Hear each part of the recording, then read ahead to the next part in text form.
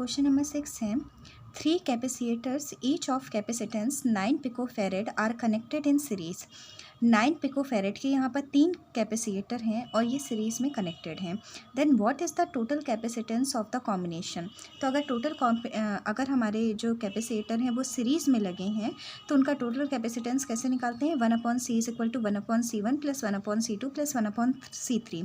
c1 c2 c3 तीनों के values equal हैं 9 पिकोफैरेड। इनको सॉल्व कर लेंगे तो हमारा कॉम्बिनेशन आ जाएगा 3 पिकोफैरेड।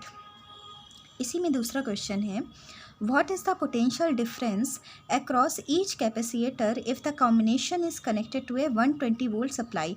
अगर हमने इसमें 120 वोल्ट की सप्लाई दे दी तो पूछ रहा है कि पहले, दूसरे और तीसरे में कितना पोटेंशियल डिफरेंस आएगा, प्लेटों के बीच कितना पोटेंशियल डिफरेंस आएगा। तो देखो, अगर सीरीज़ में लगे होते हैं तो हमारा चार्ज बराबर होता है और अगर पैरेलल में लगे होते हैं तो वोल्टेज इक्वल होता है। तो इसमें किसमें, सीरीज़ में लगे हुए हैं ना, तो सीरीज़ में हमारा क्या, चार्ज इक्वल होगा। ठीक, तो टोटल हम चार्ज निकाल सकते हैं क्या, हमें टोटल का सी पता है, हमने ऊपर निकाल चुके हैं 3 पिकोफैरेड। टोटल का वोल्टेज पता है हमें 120 वोल्ट। फार्मूला क्या लगा देंगे, Q is equal to CV। तो Q इज़ इक्वल टू आ गया 360 × 10⁻⁻12 कूलम।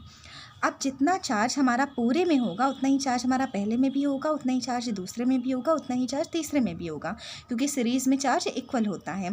तो पहले पर चार्ज हमें पता है और पहले पर हमें सी पता है, कैपेसिटेंस पता है, तो क्या हम वोल्टेज निकाल सकते हैं। Then potential difference at first capacitor V is equal to Q/C। Q कितना निकाला है, 360 × 10⁻⁻12।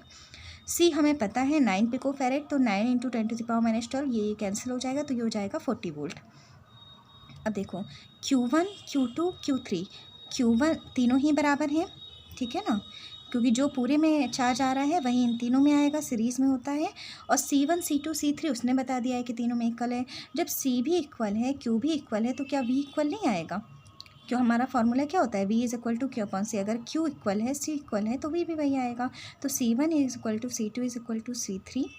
Q1 Q2 Q3 बराबर है, तो V1 V2 V3 भी बराबर होगा। जो हमारा 40 वोल्ट इसमें आया है वही इसमें भी आएगा, तो टोटल हमारा वोल्टेज कितना हो जाएगा, पोटेंशियल डिफरेंस तीनों में 40 volt 40 volt 40 volt. Okay, thank you.